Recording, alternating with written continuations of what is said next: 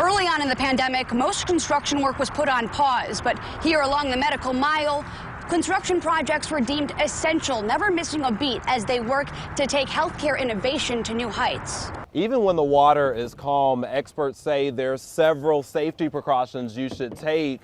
One of the most important is to make sure that you have on this. Last year was the first time farmers could legally harvest hemp in the state of Michigan.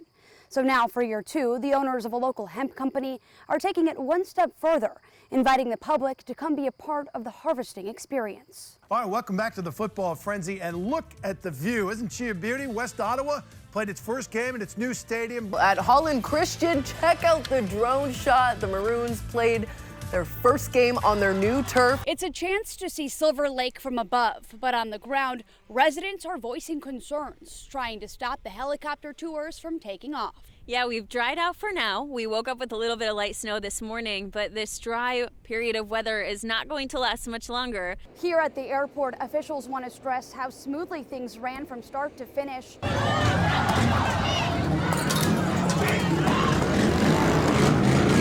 What began as a peaceful demonstration in downtown Grand Rapids on May 30th led to violence and destruction into the early morning hours of May 31st. Organizers of the initial protest distanced themselves from rioters, who did more than $2 million in damages to downtown businesses and governmental property. People just trying to get a point across that, hopefully they got an ear, somebody listening now. For the first time in Kent County history, prosecutor Chris Becker authorized riot charges against suspects.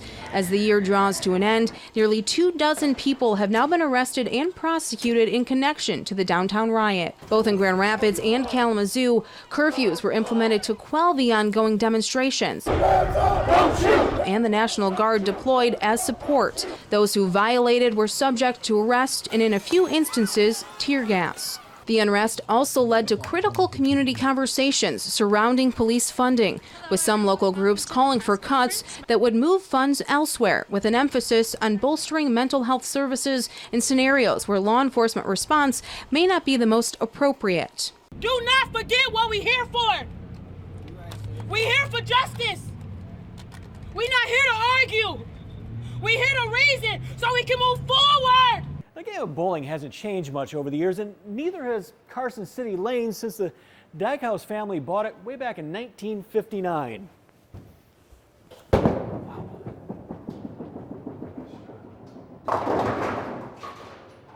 It brings them back to when they were kids. Stepping into Carson City Lanes is like stepping into a museum dedicated to bowling. From the score sheets. This is how you score, with a paper and pencil. To the ball returns. Those are made by Brunswick Corporation out of Muskegon. You don't see too many of these like this anymore. Inside and out, the 6-lane alley looks much the same as it did in 1959. Harry Dykehouse saw combat during World War II and, like so many men of his generation, came back to West Michigan to raise a family and start a business. He and his wife Dorothy bought the bowling alley in 1959. With thrilling carnival rides and ear-exploding big boy rides. Fans of the fair glad to be back. I think it's really amazing. It really brings the community together, and a lot of our friends are down here.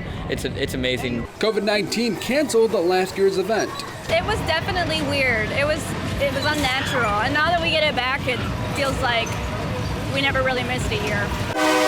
Organizers doing their best to prioritize cleanliness. Encouraging people as much as we can, a semblance of social distance within groups. The Free Fair runs up through next Saturday. One of tomorrow's main events will be the Monster Truck Show in the evening. Reporting in Ionia, Ruben Juarez, News 8.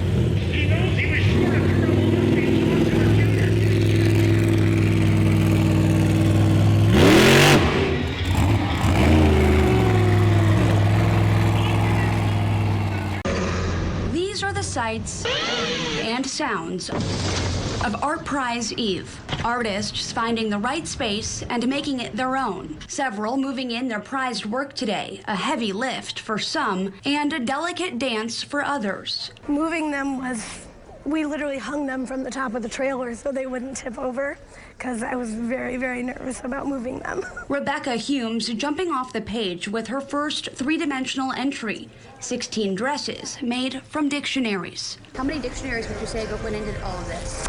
Well, there's over 70 in that one. This mega dress right here has over 40. Across the room, Art Prize veteran Jeff Best is just getting started, bringing wire and steel to life in the shape of 3 prancing horses. The sculptor known for paying attention to every last detail, especially in his display. The presentation to me, I think, is as important as the art itself. I think you can miss a lot of what the artist put into it if you don't present it well. A sometimes tedious process. All right, so, oops, now we gotta do this side, I guess. That tells a story in the end. I wanted to tell a story, and so I try to design my presentation around that story. One of the last pieces to be installed at the Amway Grand, a serpentine moving into the flower beds along Pearl Street. A crew quickly clearing the way upon its arrival. But these guys are awesome. Like when we build our house, it's just my husband and I. Like I might just bring these guys home. Bringing a beloved family sculpture from their backyard to downtown. All the artists admitting it isn't easy saying goodbye. Seeing her here now and realizing that I'm going to be leaving her here is kind of killing me. Every time the piece leaves, it just kills me. Yeah. Tonight we just gathered together as a community to help light the tree here. 5, 4, 3, 2, 1! Here Kentwood does this tree lighting. We skipped over last year because of the pandemic, but we're back this year.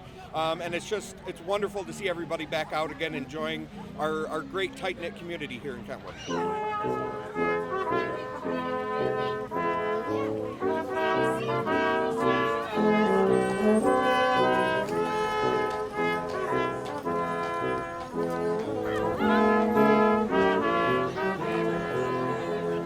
What's your favorite part about this?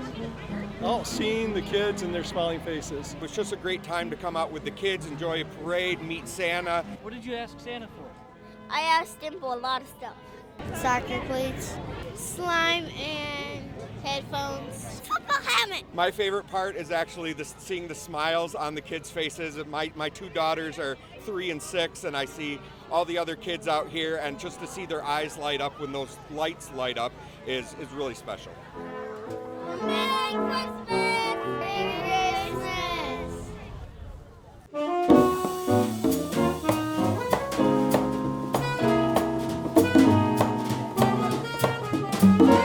So is his life here in West Michigan.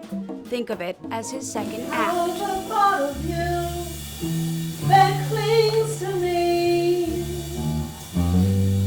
Bringing the soothing tones of jazz to the heart of Grand Rapids. Performing at West Michigan's only dedicated jazz club, GR Noir, where he's also the artistic director.